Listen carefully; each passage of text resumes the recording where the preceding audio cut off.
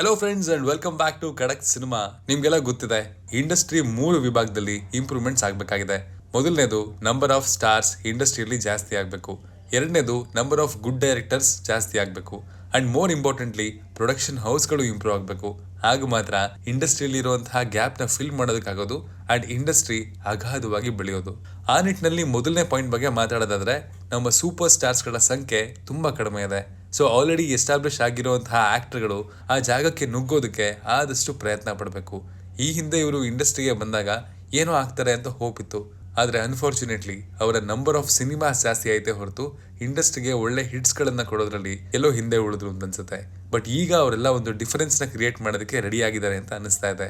ಬನ್ನಿ ಆ ಸ್ಟಾರ್ಗಳು ಈ ವರ್ಷ ಯಾವ್ಯಾವ ಸಿನಿಮಾಗಳನ್ನ ಮಾಡ್ತಿದ್ದಾರೆ, ಸ್ಟಾರ್ಸ್ಗೆ ಕಮ್ ಬ್ಯಾಕ್ ಸಿಗುತ್ತಾ ಅಂತ ನೋಡ್ಕೊಂಬರೋಣ. ದೂತ್ ಪೇಡ ದಿಗಂತ್. ಗಾಳಿಪಟದಲ್ಲಿ ಸಿಕ್ಕ ದೂತ್ ಪೇಡ ಟ್ಯಾಗ್ ಇವತ್ತಿಗೂ ಕಂಟಿನ್ಯೂ ಆಗ್ತಿದೆ. ಅವರ ಜನಪ್ರಿಯತೆ ಹಾಗೇ ಇದೆ. ಆದ್ರೆ ಸಿನಿಮಾಗಳು ಅಷ್ಟು ದೊಡ್ಡ ಸದ್ದು ಮಾಡ್ತಿಲ್ಲ. ಬಟ್ ಈಗ ರೀಸೆಂಟ್ ಆಗಿ ಒಂದಷ್ಟು ಒಳ್ಳೆ ಸಿನಿಮಾಗಳಲ್ಲಿ ಕಾಣಿಸ್ಕೊಂಡಿದ್ರು ದಿಗಂತ್. ಲೈಕ್ ಗಾಳಿಪಟ 2 ಮತ್ತು ಹಾಸ್ಟೆಲ್ ಹುಡುಗರು ಬೇಕಾಗಿದ್ದಾರೆ. ಅಂಡ್ ಈ ಎರಡರಲ್ಲೂ ಅವರ ಸ್ಕ್ರೀನ್ ಪ್ರೆಸೆನ್ಸ್ ನ ಜನ ಸಿಕ್ಕಾಪಟ್ಟೆ ಎಂಜಾಯ್ ಮಾಡಿದ್ರು. 2 ಕ್ಯಾರೆಕ್ಟರ್ಗಳು ಮಸ್ತ್ ಆಗಿತ್ತು. ಎಲ್ಲೋ ಒಂದ್ ಕಡೆ ಇವರು ಮತ್ತೆ ಒಳ್ಳೆ ಸಿನಿಮಾಗಳನ್ನ ಕೊಡಬೇಕು ಅಂತ ಅನಿಸ್ತಾ ಇತ್ತು. ಬಟ್ ಈಗ ಕಾಲ ಕೂಡ ಬಂದಿದೆ ಅಂತ ಅನ್ಸುತ್ತೆ. ಜನವರಿ 26 ಅವರು ಬ್ಯಾಚುಲರ್ ಪಾರ್ಟಿ ಸಿನಿಮಾ ಜೊತೆಗೆ ಬರ್ತಾ ಇದ್ದಾರೆ. ರಕ್ಷಿತ್ ಶೆಟ್ಟಿ ಪ್ರೊಡ್ಯೂಸ್ ಮಾಡಿರುವಂತಹ ಈ ಸಿನಿಮಾ ಕಿರಿಕ್ ಪಾರ್ಟಿಯಷ್ಟೇ ಕಿಕ್ ಕೊಡುತ್ತೆ ಅನ್ನೋ ಟಾಕ್ಸ್ ಕೂಡ ಇದೆ. ಈ ಒಂದು ಸಿನಿಮಾ ಮಲ್ಟಿ ಸ್ಟಾರ್ ಆದ್ರೂ ಕೂಡ ದಿಗಿ ಮತ್ತು ಯೋಗಿ ಇಬ್ರು ಅಕೌಂಟ್ ಅಲ್ಲೂ ಹಿಟ್ ಅನ್ನುವಂತಹ ಖಾತೆನ ಓಪನ್ ಮಾಡುವಂತಹ ಸಾಧ್ಯತೆ ಜಾಸ್ತಿ ಇದೆ. ತದನಂತರ ಅವರ ಮತ್ತೊಂದು ಸಿನಿಮಾ ರೀಸೆಂಟ್ ಆಗಿ ಸೆಟ್ ಇರುತ್ತೆ, ಅದು ಪೌಡರ್.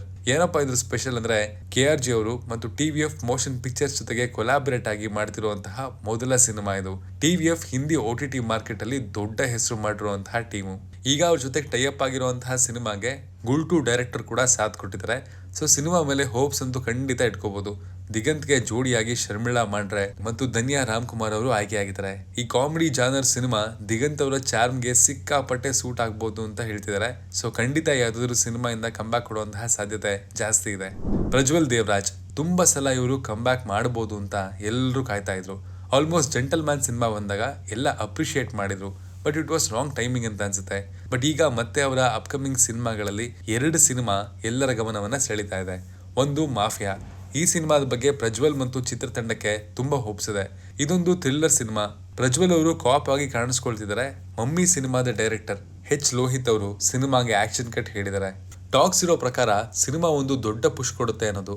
ಸದ್ಯದಲ್ಲೇ ಸಿನಿಮಾ ರಿಲೀಸ್ ಆಗಿದೆ, ನೋಡೋಣ. ಅಷ್ಟೇ ಅಲ್ಲ, ರೀಸೆಂಟ್ ಆಗಿ ಅನೌನ್ಸ್ ಆಗಿರುವಂತಹ ಕರಾವಳಿ ಕೂಡ ಸೌಂಡ್ ಮಾಡ್ತಾ ಇದೆ. ಪ್ರಜ್ವಲ್ ಅವರು ಇಂಥ ಎಕ್ಸ್ಪೆರಿಮೆಂಟ್ ಮಾಡ್ಲಿ ಅಂತ ಎಲ್ಲರೂ ಕಾಯ್ತಾ ಇದ್ರು. ಹೋಪ್ ಅವರಿಗೆ ದೊಡ್ಡ ಮಟ್ಟದ ಯಶಸ್ಸು ಸಿಗ್ಲಿ, ಅವರು ನೆಕ್ಸ್ಟ್ ಲೆವೆಲ್ ರೀಚ್ ಆಗ್ಲಿ. ಇದು ಬಿಟ್ರೆ ಅವರ ಮತ್ತೊಂದು ಸಿನಿಮಾ ಅನೌನ್ಸ್ ಆಗಿದೆ, ಚೀತಾ ಅಂತ. ಇದರ ಫಸ್ಟ್ ಲುಕ್ ಕೂಡ ಇಂಪ್ರೆಸಿವ್ ಆಗಿದೆ ಅಂತ ಹೇಳ್ಬೋದು. ಆಗ್ಲೇ ಹೇಳಿದಾಗೆ ಯಾವ್ದಾದ್ರೂ ಸಿನಿಮಾ ಈ ವರ್ಷ ಇವರಿಗೆ ಕೈ ಹಿಡಿಯುವಂತಹ ಸಾಧ್ಯತೆ ಜಾಸ್ತಿ ಇದೆ. ಸೊ ಸಿನಿಮಾ ಚೆನ್ನಾಗಿದೆ ಅನ್ನೋ ಟಾಕ್ಸ್ ಬಂದ್ರೆ ನೀವು ಕೂಡ ಸಿನಿಮಾಗೆ ಹೋಗಿ. ನಮ್ಗೆ ಜಾಸ್ತಿ ಹಿಟ್ಸ್ ಮತ್ತು ಜಾಸ್ತಿ ಸ್ಟಾರ್ಗಳ ಅವಶ್ಯಕತೆ ಇದೆ, ಅದನ್ನ ಕ್ರಿಯೇಟ್ ಮಾಡೋದು ನಾವೇನೆ. ಸೊ ನಮ್ಮ ಸಪೋರ್ಟ್ ನ ಒಳ್ಳೆ ಸಿನಿಮಾಗಳು ಬಂದಾಗ ಹಿಂಜರಿಯದೆ ಕೊಡಬೇಕು. ಇನ್ನು ವಿನೋದ್ ಪ್ರಭಾಕರ್ ಅವರ ನೆಲ್ಸನ್ ಸಿನಿಮಾದ ಟೀಸರ್ ಕೂಡ ತುಂಬಾ ವಿಶಿಷ್ಟವಾಗಿತ್ತು. ಎಲ್ರಿಗೂ ಆ ಸಿನಿಮಾ ಮೇಲೆ ಒಂದು ಕುತೂಹಲ ಇದೆ. ಸೊ ವಿನೋದ್ ಪ್ರಭಾಕರ್ ಅವರು ಕೂಡ ಈ ವರ್ಷ ನಮ್ಮನ್ನ ಸರ್ಪ್ರೈಸ್ ಮಾಡ್ತಾರೆ ಅಂತ ನಂಬಿದೀವಿ. ಈ ಸಿನಿಮಾ ಬಿಟ್ಟು ಅವರ ಲಂಕಾಸುರ ಸಿನಿಮಾ ಕೂಡ ಇತ್ತು, ಅವರೇ ಪ್ರೊಡ್ಯೂಸ್ ಕೂಡ ಮಾಡಿದ್ರು. ಅಂಡ್ ಲಾಸ್ಟ್ ಇಯರ್ ಮಾದೇವ ಅಂತ ಒಂದು ರಾ ಮಾಸ್ ಸಿನಿಮಾ ಅನೌನ್ಸ್ ಆಗಿತ್ತು. ಇಲ್ಲಿ ಒಂದು ಪಾಯಿಂಟ್ ಆಡ್ ಮಾಡಕ್ಕೆ ಅಥವಾ ಹೈಲೈಟ್ ಮಾಡೋದಕ್ಕೆ ಇಷ್ಟಪಡ್ತೀನಿ. ಲೈಕ್ ಇಲ್ಲಿ ಎಷ್ಟೋ ಸಿನಿಮಾಗಳು ಪ್ರಾಮಿಸಿಂಗ್ ಆಗಿ ಕಾಣ್ತಿವೆ. ಸೊ ಅದರಲ್ಲಿ ಒಂದೆರಡು ಹಿಟ್ ಆಗ್ಬೋದು. ಈ ಹಿಂದೆ ಕೂಡ ಹೀಗೆ ಆಗಿದೆ. ಲೈಕ್ ಡಾರ್ಲಿಂಗ್ ಕೃಷ್ಣ ಅವರ ಕೌಸಲ್ಯ ಸುಪ್ರಜಾ ರಾಮ ದೊಡ್ಡ ಹಿಟ್ ಆಯ್ತು. ಬಟ್ ಅದರ ಬೆನ್ನಲ್ಲಿ ಬಂದಂತಹ ಶುಗರ್ ಫ್ಯಾಕ್ಟರಿ ಸಿನಿಮಾ ಹೀಗೆ ಬಂದು ಹಾಗೆ ಹೊರಟೋಯ್ತು. ಸೊ ಇಲ್ಲಿ ಕನ್ಸಿಸ್ಟೆನ್ಸಿ ಕೂಡ ಮ್ಯಾಟರ್ ಆಗುತ್ತೆ. ಸೊ ಎಲ್ಲಾ ಸ್ಟಾರ್ಗಳು ಈ ಒಂದು ವಿಷಯ ಕೂಡ ಮೈಂಡ್ ಅಲ್ಲಿ ಇಟ್ಕೊಳ್ಳೇಬೇಕು. ಮ್ಯಾಕ್ಸಿಮಮ್ ಅಂದ್ರೆ 2-3 ಸಿನಿಮಾಗಳನ್ನ ನಂಬಿ ಕಂಪ್ಲೀಟ್ ಎಫರ್ಟ್ ಅದ್ರ ಮೇಲೆ ಹಾಕಿದ್ರೆ ಮೇ ಬಿ ಒಳ್ಳೆ ರಿಸಲ್ಟ್ ಸಿಗ್ಬೋದು ಅಂತ ಅನ್ಸುತ್ತೆ. Coming back to content, Vinay Rajkumar. ಹೌದು, ವಿನಯ್ ಅವರ ಹತ್ರ ಸದ್ಯಕ್ಕೆ 4 ಸಿನಿಮಾಗಳಿವೆ. ಅದರಲ್ಲಿ ಸದ್ಯಕ್ಕೆ ರಿಲೀಸ್ ಅನೌನ್ಸ್ ಆಗಿರುವಂತಹ ಸಿನಿಮಾ ಒಂದು ಸರಳ ಪ್ರೇಮ ಕಥೆ. ಸಿಂಪಲ್ ಸುನಿ ಅವರು ಮತ್ತೆ ಲವ್ ಟ್ರ್ಯಾಕ್ಗೆ ಬಂದಿದ್ದಾರೆ. ಸಿಂಪಲ್ ಆಗಿ ಒಂದು ಲವ್ ಸ್ಟೋರಿ ಸಿನಿಮಾದ ಟೈಟಲ್ ಅನ್ನೇ ತಿರುಗಿಸಿ ಒಂದು ಸರಳ ಪ್ರೇಮ ಕಥೆ ಅಂತ ಟೈಟಲ್ ಇಟ್ಕೊಂಡಿದ್ದಾರೆ. ಮೇ ಬಿ ಸೆಂಟಿಮೆಂಟ್ ಇರ್ಬೋದು, ಬಟ್ ಇದು ಸರಳನ ಅಥವಾ ಕಾಂಪ್ಲಿಕೇಟ್ ಲವ್ ಸ್ಟೋರಿನ ಅಂತ ಸಿನಿಮಾ ನೋಡೇ ತಿಳ್ಕೊಬೇಕು. ಯಾಕಂದ್ರೆ ಸಿನಿಮಾದಲ್ಲಿ 2 ಹೀರೋಯಿನ್ ಇದ್ದಾರೆ. ಸೊ ಟ್ರಯಾಂಗಲ್ ಲವ್ ಸ್ಟೋರಿ ಏನಾದ್ರು ಪ್ಲಾನ್ ಮಾಡಿದಾರ, ಕಾದ್ ನೋಡ್ಬೇಕು. ಸದ್ಯಕ್ಕೆ ಈ ಕಾಂಬೋ ಫ್ರೆಶ್ ಅಂತ ಅನಿಸ್ತಾ ಇದೆ. Suni safe bet of KFI. So hopes ಇದೆ. ಇದನ್ನ ಬಿಟ್ರೆ ತುಂಬಾ ಕುತೂಹಲ ಮೂಡಿಸಿರೋದು ಗ್ರಾಮಾಯಣ ಸಿನಿಮಾ. ಈ ಸಿನಿಮಾ ನಿಂತೋಗಿತ್ತು, ಆದ್ರೆ ಮತ್ತೆ ಈ ಸಿನಿಮಾಗೆ ಬೆಳಕು ಸಿಗ್ತಿದೆ. ಲಹರಿ ಮತ್ತು KP ಶ್ರೀಕಾಂತ್ ಅವರು ಗ್ರಾಮಾಯಣವನ್ನ ತರ್ತಾ ಇದ್ದಾರೆ. ಸೊ ಇದ್ರ ಮೇಲೆ ತುಂಬಾ ಹೋಪ್ಸ್ ಇದೆ. ಇನ್ನು ಪೆಪೆ ಸಿನಿಮಾ ಇನಿಷಿಯಲಿ ತುಂಬಾ ಸೌಂಡ್ ಮಾಡಿತ್ತು. ಆ ಬಜ್ನ ಸದ್ಯಕ್ಕೆ ಟೀಮ್ ಯಾಕೋ ಕಂಟಿನ್ಯೂ ಮಾಡಲಿಲ್ಲ. ಮೇ ಬಿ ವಿನಯ್ ಅವರು ಸುನಿ ಸಿನಿಮಾನ ಕಾನ್ಸಂಟ್ರೇಟ್ ಮಾಡ್ತಿರೋದ್ರಿಂದ ಇರ್ಬೋದು. ಬಟ್ ಪೆಪೆ ಸಿನಿಮಾ ಸೌಂಡ್ ಮಾಡುವಂತಹ ಸಾಧ್ಯತೆ ಜಾಸ್ತಿ ಇದೆ.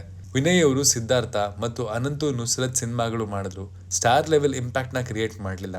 ಬಟ್ ಹೋಪ್ ಈ ಮೇಲಿನ ಸಿನಿಮಾಗಳು ಆ ಒಂದು ಕಿಕ್ ಸ್ಟಾರ್ಟ್ ನ ಕೊಡುತ್ತೆ ಅಂತ. ಸೊ ಈ ಸ್ಟಾರ್ಗಳು ಹ್ಯಾಂಡ್ಫುಲ್ ಆದಂತಹ ಪ್ರಾಮಿಸಿಂಗ್ ಸಿನಿಮಾಗಳನ್ನ ಇಟ್ಕೊಂಡಿದ್ದಾರೆ. ಅಂಡ್ ಇವರೆಲ್ಲ ಆಲ್ರೆಡಿ ಪಾಪ್ಯುಲರ್ ಆಗಿರುವಂತಹ ಸ್ಟಾರ್ಗಳು. ಇವರು 1-2 ದೊಡ್ಡ ಹಿಟ್ ಕೊಟ್ರೆ ಈಸಿಯಾಗಿ ದೊಡ್ಡ ಸ್ಟಾರ್ ಲಿಸ್ಟ್ ಗಳಿಗೆ ಸೇರ್ಕೊಳ್ತಾರೆ. ಅಂಡ್ ಮಾಸ್ ಕ್ರೌಡ್ ಅನ್ನ ಥಿಯೇಟರ್ಗೆ ಸೆಳೆಯುವಂತಹ ಶಕ್ತಿ ಬರುತ್ತೆ. We wish them all the best. 2024 ಒಂದು ದೊಡ್ಡ ಕಂಬ್ಯಾಕ್ ಆಗಲಿ. KFIಗೆ ಇವರೆಲ್ಲರೂ ತುಂಬಾ ದೊಡ್ಡ ಕಾಂಟ್ರಿಬ್ಯೂಟರ್ಸ್ ಆಗಲಿ. ನಿಮಗೆ 2024ರಲ್ಲಿ ದೊಡ್ಡ ಸೂಪರ್ ಸ್ಟಾರ್ ಆಗ್ಬೋದು ಅನ್ನುವಂತಹ ನಂಬಿಕೆ ಯಾರ ಮೇಲಿದೆ ಅನ್ನೋದನ್ನ ಕೂಡ ಕಮೆಂಟ್ ಮಾಡಿ ತಿಳಿಸಿ. ನಾನು ಸಿಗ್ತೀನಿ ಮುಂದಿನ ಒಳ್ಳೆ ಕಂಟೆಂಟ್ ಅಲ್ಲಿ. ಮತ್ತು ಅದಕ್ಕೆ ಧ್ವನಿಯಾಗಿರೋದು ಮನು. Signing off.